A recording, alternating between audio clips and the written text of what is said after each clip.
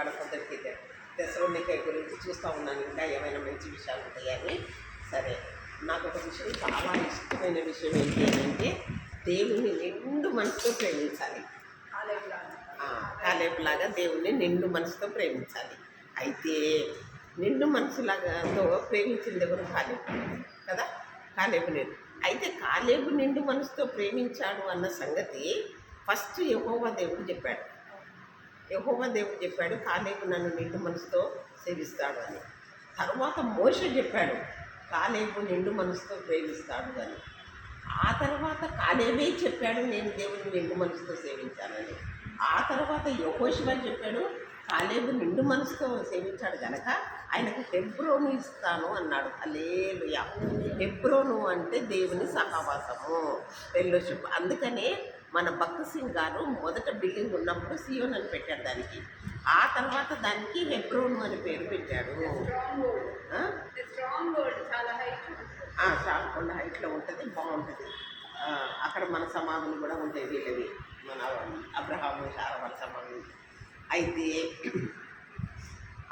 హెబ్రోను అంటే దేవుడి సహవాసం. ఇప్పుడు మనకు కావాల్సింది దేవుడి సహవాసం. ఆయన సహవాసం ఉంటే చాలండి. లోకంలో దేని మీద లేదు. ఇప్పుడు మనం పాత రోజులు కాదు, మనకి ఇది కావాలి అది కావాలనేది లేదు. దేవుడి సహవాసమే దేవుడి ధనము, శాశ్వతమైన సంతోషం మనకు ఉంటుంది. కావాలి అంటే హెబ్రోను మనకు కావాలంటే, శాశ్వత సహవాసం కావాలి అంటే ఆయనతో మనము నిండు మనసుతో ప్రేమించాలి. ప్రేమిస్తే అప్పుడు మనకు ఆయన ఎప్పుడు ఆయన ఫెలోషిప్ అయిన తర్వాత ఇక దేవునితో ఏమి నిబంధన అంటే, దేవా నీకు ఒక అకౌంట్ నాకు ఒక అకౌంట్ కాదు, మన ఇద్దరిది జాయింట్ అకౌంట్ అని పెట్టుకున్నాను నేను. మా దేవుడిది నాది, మళ్ళీ ఒక అకౌంట్ నాకు ఒక అకౌంట్ ఎందుకు ప్రభా, మన ఇద్దరిది జాయింట్ అకౌంట్. నేను ఏమి చేసినా నా ప్రతి క్షణం అప్పుడప్పుడు నా కొరకు వాడుకుంటాను, కానీ తిరిగి నీ కొరకు వాడతాను, కానీ ఇద్దరు జాయింట్ అకౌంట్. నేను డబ్బు వాడినా, నేను మాట మాట్లాడినా, నేను సమయం గడిపినా జాయింట్ అకౌంట్ దేవుడిది నాది అని నేను అట్లా దేవుడితో నిబంధన తీసుకొని ఆయనతో కలిసి ఉండాలని ఆశపడతాను. దానివల్ల మనకి ఏం బెనిఫిట్స్ అంటే, మన తాపత్రయం అంతా ఏంటంటే మనం దేవుళ్ళు ఉన్నంత మన పిల్లలు కూడా ఉండాలన్న మనకు ఆశ. నెక్స్ట్ జనరేషన్ కూడా ఉండాలి. ఈ జనరేషన్ ఆదుకుంటుంది, మనలాగా లోతులోకి వెళ్ళేటట్టు లేరు వాళ్ళు. కాబట్టి మరి దేవుడు ఏం చేశాడంటే ఆయన నిండు మనసుతో దేవుడిని సేవించాడు కనుక తన పిల్లలను కూడా, నేను రెఫరెన్స్లు చెప్తాను మీకు, పోస్ట్ చేస్తాను, అది అలాగే రికార్డెడ్ ఉంది, పోస్ట్ చేస్తాను తప్పకుండా, దాంట్లో నుంచి రాసుకున్నామా. పిల్లల్ని దీవించాడు దేవుడు. ఆయన నిండు మనసుతో సేవించడం మూలాన తరతరములకు దీవిస్తానన్న దేవుడు. అయితే కాలేబు మొదటి భార్య చనిపోతే ఆయన తర్వాత వేరే భార్యను చేసుకుంటే ఊరు పుట్టాడమ్మా. ఊరు ఎవరితోటి పనిచేశాడు? మన మోషే చేతులు ఎత్తితే యుద్ధం గెలుస్తున్నారు, దించేస్తే ఓడిపోతున్నారు. అందుకని అహరోను ఒక పక్క, ఊరు ఒక పక్క చేతులు పట్టుకున్నాడు. ఆ పరిచర్యకు కాలేబు కుమారుని వాడుకున్నాడు. అదైన తర్వాత మళ్ళీ ఊరుకు ఇంకొక కొడుకు పుట్టాడు, బెసలేలు పుట్టాడు. ఆయనతో దేవుడు ఏం చేసుకున్నాడంటే చక్కగా ఆయనకు జ్ఞానాత్మపూర్ణుడిగా చేశాడు. సకల విద్య జ్ఞానాత్మపూర్ణుడుగా చేశాడు. దేవా మా బిడ్డల్ని కూడా సకల జ్ఞానాత్మపూర్ణులుగా చెయ్యమని మనం అడగటానికి హక్కు ఉంటుంది. మనం పూర్తిగా దేవుని హృదయపూర్వకంగా సేవిస్తే నా బిడ్డలను అలాగే దీవించమని అడిగే హక్కు మనకు ఉంటుంది. మన బిడ్డలు అలాగా దీవించారనుకోండి, ఇంకొక జనరేషను దీవించబడుతుంది. అయితే ఎంత జ్ఞానాత్మకంగా చేశారు అంటే దేవుని మందిరంలో ప్రతిదీ నగిషి పని చేశారు. వాళ్ళంతా డిజైనరీ వర్క్ చేశారమ్మా. అంత డిజైనరీ వర్క్ అంటే అంత ఆ నైపుణ్యంతో చేయగలిగిన జ్ఞానాత్మకునిగా ఆయన చేశాడు. సో అందునిమిత్తము మనల్ని పిల్లలు దీవించిన తర్వాత ఇంకొక బెనిఫిట్ ఏంటి అని అంటే, పూర్ణ హృదయంతో దేవుడిని సేవించటం మూలాన ఎంత బడాయిగా చెప్తాడు తెలుసండి. నాకు ఇప్పుడే 85 ఏళ్ళు, నాకు 45 ఏళ్ళప్పుడు ఎంత స్ట్రెంగ్త్ ఉందో ఇప్పుడు కూడా అంతే. హల్లెలూయా. నేను కూడా అదే ఆశపడతాను. దేవా నేను 36 ఏళ్ళప్పుడు ఎంత ఉరుకులాడి చేశాను, ఇప్పుడు 76 కూడా అంతే చేయగలుగుతున్నాను. నాకు ఇంకా చివరి వరకు కూడా అంతే. ఇంకే వయసు వాళ్ళనే చేయలేము, నేను అన్ని చేసుకోగలుగుతాను. 76 నుండి 77లోకి వస్తున్నాను. అయితే మనకు అంత లాంగ్ లైఫ్ ఇస్తాడు. నాట్ ఓన్లీ లాంగ్ లైఫ్, మనకు హెల్తీ లైఫ్ ఇస్తాడు, ఫ్రూట్ఫుల్ లైఫ్ ఇస్తాడు. లైఫ్ టైం వేస్ట్ అవ్వదు.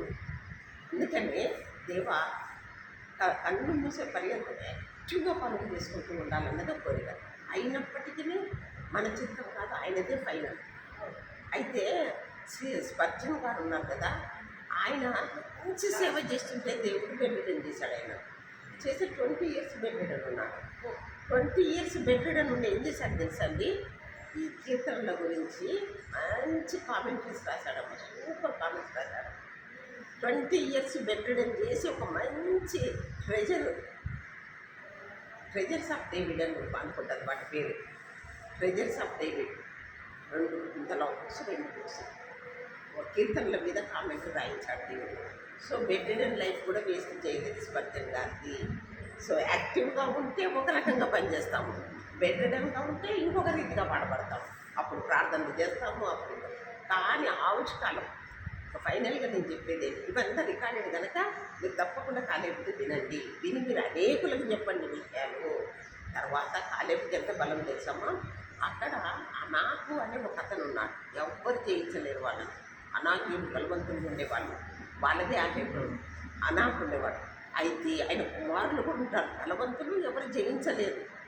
అయితే కాలేమన్నాడు, నాకు హెబ్రోను ఇవ్వన్నాడు. వాళ్ళని జయించాలంటే నేను చేసుకుంటా అన్నాడు. 85 సంవత్సరాలప్పుడు వెళ్ళి యుద్ధం చేసి హెబ్రోను తగిన స్థలాలు పట్టుకున్నాడు. హల్లెలూయా. వయసు వాళ్ళు చేయలేని యుద్ధము ధైర్యం చేసి 85 సంవత్సరాల వృద్ధులు చేసి అవన్నీ చేయించుకున్నాడు. సో మనము కూడా అలాంటి ఆత్మీయ యుద్ధాలు చేయాలి.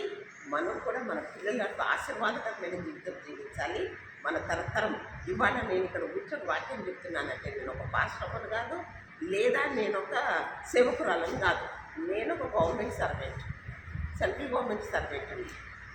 కానీ నేను వాక్యం చెప్పి ఒక్క బైబిల్ ట్రైనింగ్ కూడా నేను ఎక్కడ చేయలేదు. కానీ నాకు ఎక్కడి నుంచి వచ్చిందంటే నా పితరుల నుంచి వచ్చింది. మా తాత, మా నాన్న వాళ్ళు అన్యులు, వాళ్ళ అమ్మ నాన్న అన్యులు. పిల్లలు పుట్టి చచ్చిపోతూ ఉంటుంటే కోటప్ప కొండకి వెళ్ళి మొక్కుకున్నారంట. అక్కడ గుంటూరు దగ్గర కోటప్ప కొండ ఉంటే అక్కడికి వెళ్ళి మొక్కుకున్నారంట, ఈసారి పిల్లోడు బతికితే నీ పేరే పెట్టుకుంటామని. అయితే మా తాత బతికాడంట. బతికితే కోటయ్య అని పెట్టారంట. కోటయ్య అని పెడితే ఫారినర్స్ ఉండేవాళ్ళు కదా అప్పట్లో. ఆ ఫారినర్స్ ఉండి వాళ్ళు ఆ స్కూల్లో చదువుతూ ఉంటుంటే పిల్లోడు చాలా స్మార్ట్ ఉన్నాడు, మాకు ఇమ్మన్నారంట. అయ్యా లేక పుట్టినోడయ్యా, మేము అందుకని వాడి కోటయ్య అని పెట్టుకున్నామంటే నో ఈజ్ నాట్ కోటయ్య అని ఆయనకి ఏం చెప్పారు, ప్రాఫెసీగా ఆయనకు లేవీస్ అని పేరు పెట్టారమ్మా. లేవియా, ప్రాఫిటికల్గా ఆయనకు లేవి అని పేరు పెట్టారు. లేవి అని పేరు పెడితే లేవి వంశము వల్ల అదే పరిచర్య 5 తరాల వరకు చేస్తున్నాము. టైం చేస్తున్నాము, సంఘాన్ని స్థాపించి చేస్తున్నాము, జాబులు చేసుకుంటూ చేస్తున్నాము. 5 తరాల వరకు ఇదే స్పిరిట్, ఇదే వాక్యం ఉంటుంది. ఇట్లనే చెప్తారు అందరు. హల్లెలూయా. అది మా తాత యొక్క ఆశీర్వాదము మాకు వచ్చింది అన్నమాట. వాళ్ళు ఎంత గట్టి విశ్వాసంలో చూడండి. అయితే వాళ్ళు ఫారినర్స్ ఏం చేసేవాళ్ళంట, ఆడపిల్లలకు బైబిల్ ట్రైనింగ్, మగపిల్లలకు బైబిల్ ట్రైనింగ్ అయిన తర్వాత వాళ్ళు ప్రేయర్ఫుల్గా ఈ అమ్మాయికి ఈ అబ్బాయి, ఈ అమ్మాయికి అబ్బాయిని వాళ్ళే సెలెక్ట్ చేసి తెల్ల బట్ట పెద్ద తాను తీసుకొచ్చి ఆడపిల్లలకు కొన్ని గజాలు మగపిల్లడికి పగిడి బన్నెలు షర్టు పంచ, ఆడపిల్లకు కావాల్సినవి ఇచ్చి ఇటు 10-12 మందిని ఇటు 12 మందిని కూర్చోబెట్టేసి వాళ్ళే ఒకటే పిండి అందరం చేసి భోజనాలు పెట్టి ఈ జంట మిర్యాలగూడెం వెళ్ళాలి, ఈ జంట సూర్యాపేట వెళ్ళాలి, ఈ జంట ఇక్కడికి వెళ్ళి సేవ చేయాలని వాళ్ళు పోస్టింగ్ చేశారట. మా తాతకు మిర్యాలగూడెం వచ్చింది. మిర్యాలగూడెంలో మా తాత పేరు మీద ఇప్పుడు మన వాళ్ళందరూ పెద్ద చెట్టు కట్టించారు. ఉప్పుల లేవీస్ అని ఉంటుంది దాని మీద. సో అయితే మా తాత మంచి డాక్టర్, మంచి వైద్యుడు అన్నమాట. ఎంత మంచి వైద్యుడు అంటే, ఒక చిన్న పిల్లోడు ఏడుస్తున్నాడు అనుకోండి, చిన్న పిల్లోడు ఏడుస్తుంటే ఆ పక్కింటి పిల్లోడు ఏడుస్తుంటే వాడు ఎందుకు ఏడుస్తున్నాడో చెప్పే జ్ఞానం ఉంది ఆయనకు.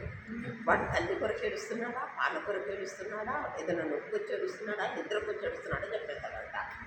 అంత మంచి వైద్యం. అయితే మా తాత చనిపోయేటప్పుడు ఏం చేశాడంట, పిల్లలందరినీ చదివించి ఆయనకి 7 కొడుకులు. ఆయన ఒక్కడైనా ఆయనకి 7 కొడుకులు, 3 కూతుళ్ళు. అయితే ఆయన ఏం చేశాడు అంటే అందరినీ చదివించి హైదరాబాద్ వెళ్ళిపోండి అని పంపించాడు. అప్పట్లో అందరికీ గవర్నమెంట్ జాబ్స్ వచ్చాయమ్మా. అప్పట్లో ఆ రోజుల్లో అందరు గవర్నమెంట్ జాబ్స్. అయితే ఆయన ఏం చేశాడు, మిర్యాలగూడెం నుంచి హైదరాబాద్ రావటమంటే ఫారిన్ వచ్చినట్టు. అప్పట్లో బస్సులు లేవు. 100 ఏళ్ళ కిందనో 120 ఏళ్ళ కింద, 100 ఏళ్ళ కిందమ్మా లేవు. అయితే మా తాత ఏం చేశాడట, దేవుడు నన్ను పిలుస్తున్నాడు, నేను వెళ్ళిపోతున్నాను కనుక మీరు అందరూ ఏంటంటే సైకిల్ దొక్కుకుంటా 3 రోజులు వెళ్ళాలంట అక్కడికి. ఇక్కడి నుంచి వెళ్ళారంట. వెళితే ఆయన ఏం చేశాడట, సమాధి తవ్వించుకున్నాడట. వీళ్ళు వెళ్ళేసరికి పెట్టె తయారు చేయించుకున్నాడంట. తర్వాత ఏం చేశాడంట, ఊరంతా పిలిచాడంట. ఆయన బ్రతికుండి జ్ఞాపకార్థకుడిగా చేసుకున్నాడంట.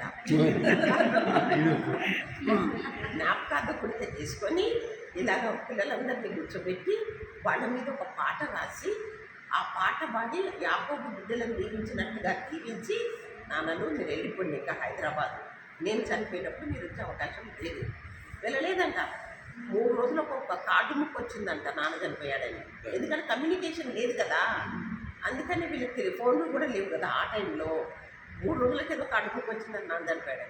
అయితే ఆ దొర ఏం చేసేవాడంటే, మా తాత ఇది చేసేవాడు కదమ్మా, వైద్యం చేసేవాడు కదా, వైద్యంలో కొంత డబ్బు వచ్చేది. ఒక్క పైసా దొరలు అడిగేవాడు కదా, 5 రూపాయల జీతం ఇచ్చేవాళ్ళంట. ఇంతమంది పిల్లలు 5 రూపాయల జీతం కానీ అడిగారు. తక్కిన వాళ్ళందరూ దొర పిల్లలు ఉన్నారు దొర అట్లా అనేది మళ్ళీ అడిగితే ఉండేవాళ్ళట. ఇది ఎప్పుడు అడగకపోతే లేడీస్ ఎప్పుడు రావులేదు నా దగ్గరికి అనుకునేవాడంట. అయితే ఏమనుకునేవాడంట, లేడీస్ చనిపోయినప్పుడు సౌబెట్టి నేనే చేపిస్తాను అనుకున్నాడట ఆయన. అనుకుని తర్వాత లేడీస్ చనిపోయాడని దొరకు సమాచారం అంది. ఇప్పుడు చూడు నేను చేపిస్తాను వచ్చాట. వచ్చేసరికి ఆల్రెడీ పెట్టి చేసిందంట. లేడీస్ యు ఆర్ గ్రేట్, ఇప్పుడు కూడా నాకు చిక్కలేదు నువ్వు అన్నాడంట. అదే మా నాన్నమ్మ ఎంత సేవ చేసేదట అంటే, ఆమెకు వాళ్ళు ఒరిజినల్ పేరు నాకు తెలియదు కానీ జూలియా అని పేరు పెట్టారు. అదేలియా ఎంత మంచి పేరు అమ్మ. వాళ్ళు ఆ రోజుల్లోనే జూలియా పెట్టారు. ఆమె ఏం చేసేది అని అంటే, పిల్లలందరికీ అప్పుడు కుండలలో వంట చేసేవాళ్ళటమ్మా. ఇంత పెద్ద కుండలో మగపిల్లలు 7 మగపిల్లలు తినాలంటే ఎంత పెద్దమ్మా, మంచి ఫుడ్ కదా. ఇంత కుండలలో ఉండి ఇంత కుండలు పెరిగి పెట్టి అవన్నీ తీసి అప్పుడు వెహికల్స్ గుర్రాలట. మా నాన్న అమ్మ గుర్రం ఎక్కి చుట్టుపక్కల పల్లెటూళ్ళలో సువార్త చెప్పి వచ్చేదట. గుర్రం ఎక్కి చుట్టుపక్కల సువార్త చెప్పేసి వస్తుంటే ఒకరోజు చీకటి పడ్డదంట. కొంచెం ఆలువ దాటి రావాలంట. ఆలువ యువతల దొంగలు ఉన్నారు. ఆమె ఒక్కటే ఉంది, గుర్రం మీద ఉంది. దొంగలు చూసిందంట. చూసి ఏం చేసిందంట, దొంగలు ఉన్నారు. కాలువ యువతలనే గుర్రం దిగిందట. గుర్రం దిగి అన్నలు రండి తొందరగా అన్నదట. అంటే ఆ దొంగలు అమ్మ ఇంకెన్ని గుర్రాల మీద ఎంతమంది వస్తున్నారు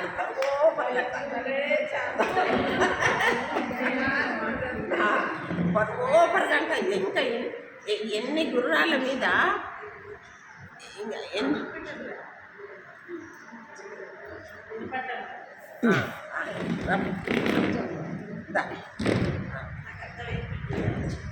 ఎన్ని గుర్రాల మీద ఇంకెంతమంది మొగలు వస్తున్నారు అని వాళ్ళందరూ పరోపరగంట. పర్వాలేదు ఉండండి కాసేపు కూర్చొని వాళ్ళు వస్తే లేస్తారు. అయితే అప్పుడు మా నాన్నమ్మ వచ్చేసిందట ఇంటికి. అంటే వాళ్ళ సేవ వాళ్ళ ఇది ఆ రోజుల్లో. ఇప్పుడు మనకి కార్లు ఉంటాయి, అప్పుడు వాళ్ళకి 3 గుర్రాలు అనమాట వెహికల్స్. అవి ఒక గుర్రం తాత వేసుకొని వెళ్ళిపోతే, ఒక గుర్రం నాన్నమ్మ వేసుకొని వెళ్ళిపోతే, అట్లా వాళ్ళ గుర్రాన్ని వాళ్ళ వెహికల్స్ లాగా ఉండేదట. సో అటువంటి కుటుంబం నుంచి వచ్చాను కనుక మా తాత నిష్ఠగా సేవ చేశాడు కనుక ఆయన ఏం ప్రార్థించాడో తెలియదండి. సేవకులు లేని కుటుంబం లేదండి. ఒక్కొక్క అబ్బాయికి 7 మా ఇంట్లో మ్యాక్సిమం 11 మేము 7 అక్కపిల్లలు, 4 ఆడపిల్లలు. ప్రతి వాళ్ళు సేవ చేయలేని సిస్టర్స్. వాళ్ళు ఫైనాన్స్ చేస్తూ ఉంటారు. మా తమ్ముడు చర్చెస్ కట్టిస్తుంటాడు. చర్చి లేని చోట మా చెల్లెళ్ళు బయటికి వెళ్ళి వాక్యం చెప్పలేని వాళ్ళు డబ్బులు ఇస్తూ ఉంటారు చర్చిలు కట్టి అది అందరి సేవలో ఉన్నారమ్మా. సో దేవుడు నన్ను ప్రత్యేకంగా వాక్యం కొరకు దేవుడు వాడుకుంటున్నాను. మీరందరూ ఉండబట్టి నేను వాక్యం చెప్తున్నాను. మీరు లేకపోతే నేను ఎవరికి చెప్తాను? అందరూ రావడానికి ఆనాడు అభిషేకం మీ మీద ఉంది కాబట్టి అట్లాగే అది కూడా కాకుండా నా వాక్యం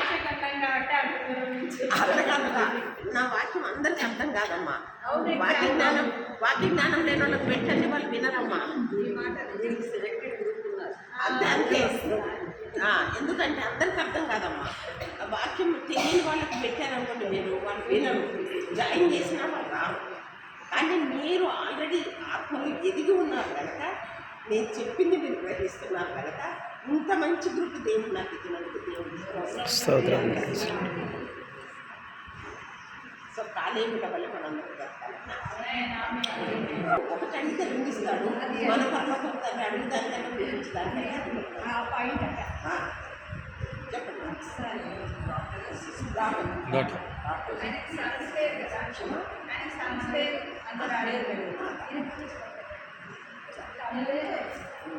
ప్రశ్నలు వేస్తారమ్మా.